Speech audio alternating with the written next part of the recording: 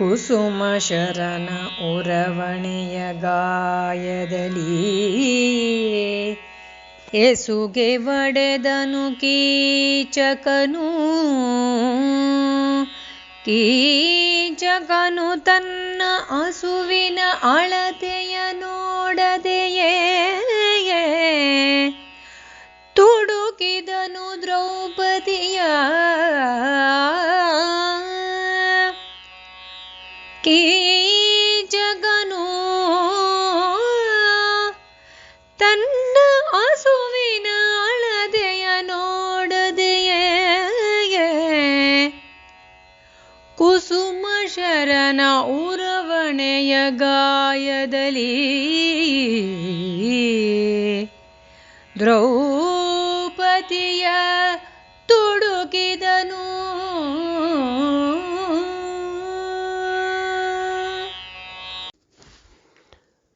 ವಿರಾಟ ಪರ್ವದ ಎರಡನೆಯ ಸಂಧಿ ಪ್ರಾರಂಭವಾಗ್ತಾ ಇದೆ. ಮಹಾಕವಿ ಯೋಗೀಶ್ವರ ಕುವರವ್ಯಾಸ ಬಹಳ ಚೆನ್ನಾಗಿ ಸೂಚನಾ ಪದ್ಯವನ್ನು ರಚಿಸಿದ್ದಾನೆ. ಕುಸುಮ ಶರ, ಮನ್ಮಥ ಅವನದು ಕುಸುಮ ಬಾಣ, ಹೂವಿನ ಬಾಣಗಳು. ಅರವಿಂದಂ ಅಶೋಕಂಚ ಚೂತಂಚ ನವಮಲ್ಲಿಕಾ ನೀಲೋತ್ಪಲಂಚ ಪಂಚೈತೆ ಪಂಚಬಾಣಸ್ಯ ಸಾಯಕಾ. ಈ 5 ಮನ್ಮಥನ ಬಾಣಗಳು. ಇದರಲ್ಲಿ ಒಂದನ್ನು ಪ್ರಯೋಗ ಮಾಡಿದರೂ ಯಾರ ಮೇಲೆ ಪ್ರಯೋಗಿಸ್ತಾನೋ ಆತ ಪ್ರಾಕೃತವಾದಂತಹ ಬಯಕೆಗೆ ತುತ್ತಾಗಿಬಿಡ್ತಾನೆ, ಮೋಹಿಸ್ತಾನೆ. ಅವನಲ್ಲಿ ಪ್ರೇಮೋದ್ಭವವಾಗುತ್ತೆ, ಕಾಮದ ಆವೇಗ ಹೆಚ್ಚಾಗಿಬಿಡುತ್ತೆ. ಅಂತಹ ಮನ್ಮಥನ 5 ಬಾಣಗಳು ನೆಟ್ಟು ಎಸುಗೆ ಒಡೆದು ಗಾಯವಾಗಿಬಿಟ್ಟಿದೆ. ಆ ಗಾಯಕ್ಕೆ ಒಳಪಟ್ಟು ಬಿಟ್ಟಿದ್ದಾನೆ ಕೀಚಕ. ಅಂತಹ ನೀಚ ತನ್ನ ಹಸುವಿನ ಅಳತೆಯನ್ನು ನೋಡದೆ, ತನ್ನ ಸಾಮರ್ಥ್ಯ ಎಷ್ಟು, ತನಗೆ ಆಯುಷ್ಯ ಎಷ್ಟಿದೆ, ಇಂಥ ಕೆಲಸವನ್ನು ಮಾಡಿದರೆ ನನಗೆ ಆಯುಷ್ಯ ಉಳಿಯುತ್ತೆ, ಹೀಗೆ ಮಾಡೋದರಿಂದ ನಾನು ಬದುಕುತ್ತೇನೆ ಅಂತ ಯೋಚನೆ ಮಾಡದೆ ದುಷ್ಟ ನೀಚ ದ್ರೌಪದಿಯನ್ನು ತುಡುಕಿಬಿಟ್ಟ, ದ್ರೌಪದಿಯನ್ನು ಸ್ಪರ್ಶ ಮಾಡಿಬಿಟ್ಟ. ಮಹಾಸಾಧ್ವಿ ಪತಿವ್ರತೆ ಅಂಥವರ ಸ್ಪರ್ಶವನ್ನು ಮಾಡಿದರೆ ಆಯುಷ್ಯ ಪೂರ್ಣವಾಗಿ ಹಾಳಾಗಿಬಿಡುತ್ತೆ, ಬದುಕುವಂತಹ ಪ್ರಸಂಗವೇ ಇಲ್ಲ. ಕಾಮಾತುರನಾಗಿರೋದ್ರಿಂದ ಕಾಮಾತುರಾಣಾಂ ನಭಯಂ ನಲಜ್ಜ, ಯೋಚನೆ ಮಾಡುವಂತಹ ವಿವೇಕ ಅವನಿಗಿಲ್ಲ. ತನ್ನ ಸಾಮರ್ಥ್ಯವೆಷ್ಟಿದೆ, ಆಯುಷ್ಯ ಎಷ್ಟಿದೆ, ನಾನು ಉಳಿತೀನಿಯೇ, ಇಂತಹ ಸಾಧ್ವಿಗೆ ಅಪಚಾರ ಮಾಡಿದರೆ ನನಗೆ ಕೆಡಕಾಗೋದಿಲ್ವೇ ಅಂತ ಯೋಚಿಸದೆ ದ್ರೌಪದಿಯನ್ನು ಮುಟ್ಟುಬಿಟ್ಟ ಅನ್ನುವಂಥದ್ದು ಸೂಚನೆ. ಒಂದು ದಿವಸ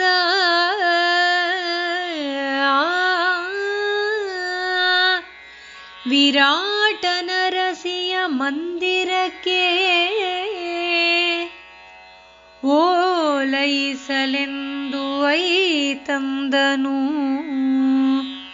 ಆಕೆಯ ತಮ್ಮ ಕೀಚಕನು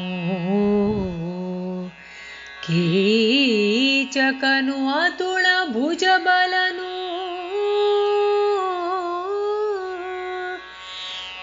ಹಿಂದೆ ಮುಂದೆ ಇಕ್ಕೆಲದ ಸತಿಯರ ಸಂದಣಿಯ ಮಧ್ಯದಲ್ಲಿ ಮೆರೆವ ಅರವಿಂದ ವದನೆಯ ಕಂಡು ಕಾಣಿಕೆ ಕೊಟ್ಟು ಪೊಡಮಟ್ಟ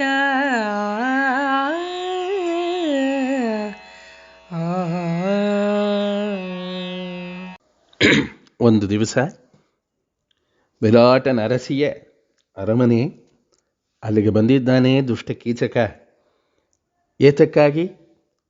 ಓಲೈಸಲು, ಅಕ್ಕನನ್ನು ಓಲೈಸುವುದಕ್ಕೋಸ್ಕರವಾಗಿ, ಅಕ್ಕನ ಸೇವೆ ಮಾಡುವುದಕ್ಕೋಸ್ಕರವಾಗಿ.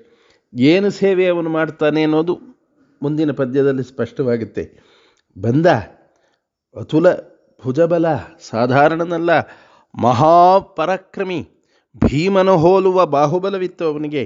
ಅಂತಹ ವೀರ ದುಷ್ಟ, ಇದು ಎರಡೂ ಒಂದೇ ವ್ಯಕ್ತಿಯಲ್ಲಿದೆ. ಅದು ಬಹಳ ಅಪಾಯಕಾರಿ. ಬಂದು ನೋಡ್ತಾನೆ, ಮಹಾರಾಣಿ ಸುದೇಶ್ನೆ ಹಿಂದೆ ಮುಂದೆ ಎಲ್ಲ ಸಖಿಯರು ಅವರ ಮಧ್ಯದಲ್ಲಿ ಮೆರೀತಾ ಇದ್ಲಂತೆ. ರಾಣಿ ಆಕೆ, ರಾಣಿಯ ವೈಭವ ಹೇಗಿರುತ್ತೆ, ಕಂಗೊಳಿಸ್ತಾ ಇದ್ದಾಳೆ. ಅಂತಹ ಅರವಿಂದ ವದನೆಯನ್ನು ನೋಡಿ ಅಕ್ಕಳೂ ಹೌದು, ರಾಣಿಯೂ ಹೌದು. ಹಾಗಾಗಿ ನಮಸ್ಕಾರ ಮಾಡುವಂಥದ್ದು ನ್ಯಾಯ ಅಂತ ಭಾವಿಸಿ ಅಕ್ಕನಿಗೆ ನಮಸ್ಕಾರವನ್ನು ಮಾಡಿದ್ದಾನೆ. ಮುಂದೆ ಅನುಜನನು ತೆಗೆದಪ್ಪಿ ಸಿಂಹಾಸನದ ಕೆಲದಲ್ಲಿ ಕುಳ್ಳಿರಿಸಿ ಮನದಣಿಯಲು ಅಂಗನೆ ಮನ್ನಿಸಿದಳೈ ತತ್ಸಹೋದರನ ಮನ್ನಿಸಿದಳು.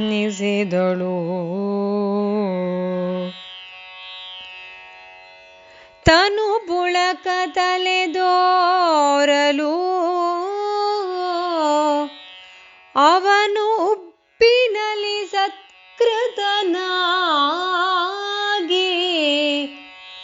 ಕಮಲಾನನೆಯರನು ಕಂಡನು. ಸುದೇಶ್ನೆಯ ಮೇಳದ ಬಲೆಯರ ಕಂಡನು.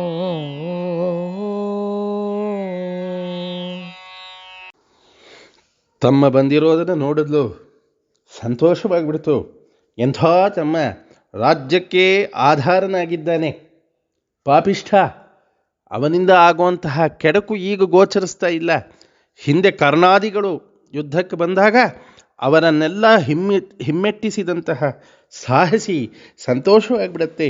ಹೋಗಿ ತೆಗೆದಪ್ಪಿ ಕರೆದುಕೊಂಡು ಬಂದು ಸಿಂಹಾಸನದ ಪಕ್ಕದಲ್ಲಿಯೇ, ಅಂದರೆ ತಾನು ಕೂರುವಂತಹ ಸಿಂಹವಿಷ್ಟರ ಏನಿತ್ತು ಅದರ ಪಕ್ಕದಲ್ಲಿಯೇ ಅಭಿಮಾನದಿಂದ ಅವನನ್ನು ಬರಮಾಡಿಕೊಂಡು ಕೂರಿಸಿ ಚೆನ್ನಾಗಿ ಸತ್ಕರಿಸಿಬಿಡ್ತಾಳೆ. ಮನಸ್ಸು ತಣಿಯುವ ಹಾಗೆ ಸತ್ಕಾರವನ್ನು ಮಾಡಿಬಿಡ್ತಾಳೆ. ಅವನ ಬಗ್ಗೆ ಗೌರವವಿದೆ, ರಾಜ್ಯಕ್ಕೆ ಬೇಕಾಗಿದ್ದಾನೆ, ಅವನಿಂದ ರಕ್ಷಣೆಯನ್ನು ಪಡೆದು ಈವರೆಗೂ ಸ್ವಾತಂತ್ರ್ಯವನ್ನು ಕಾಪಾಡಿಕೊಂಡಿದ್ದಾರೆ. ಹಾಗಾಗಿ ಬಹಳ ಗೌರವಯುತವಾಗಿ ಒಳ್ಳೆಯ ತಾಂಬೂಲ, ಪಾನೀಯಗಳು ಇತ್ಯಾದಿ ಸತ್ಕಾರಗಳನ್ನೆಲ್ಲ ಮಾಡಿಬಿಟ್ಟಿದ್ದಾಳೆ. ಬಹಳ ಸಂತೋಷವಾಗಿಬಿಡ್ತು, ರೋಮಾಂಚನವಾಗಿಬಿಡ್ತು. ಯಾಕೆ ರೋಮಾಂಚನ? ಸುತ್ತಲೂ ನಾಯರಿಯರೆಲ್ಲ ಇದ್ದರಲ್ಲ, ಅವರ ಮಧ್ಯದಲ್ಲಿ ಇಂಥ ಸತ್ಕಾರ ಸಿಕ್ಬಿಡ್ತು ಅಂತ ಹೇಳಿ ಅವನಿಗೆ ರೋಮಾಂಚನ.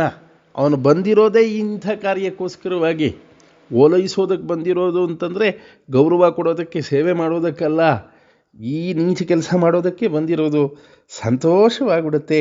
ಸುತ್ತಲೂ ಇರುವಂತಹ ಆ ಲಲನೆಯರನ್ನೆಲ್ಲ ಒಮ್ಮೆ ಕಣ್ಣಾಡಿಸಿ ಹೀನ ದೃಷ್ಟಿಯಿಂದ ಪರನಾರಿಯರನ್ನೆಲ್ಲ ನೋಡ್ತಾ ಇದ್ದಾನೆ.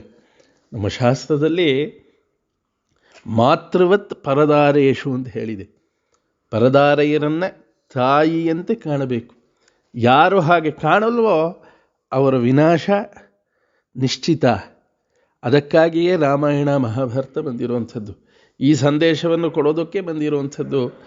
ಪರನಾರಿಯರನ್ನು ನೋಡುವಂತಹ ದೃಷ್ಟಿ ಬಹಳ ಶುದ್ಧವಾಗಿರಬೇಕು. ನೀಚ ದುಷ್ಟ ಅಲ್ಲಿರುವಂತಹ ಸ್ತ್ರೀಯರ ಮೇಲೆಲ್ಲ ಕಣ್ಣನ್ನು ಹಾಯಿಸಿದ.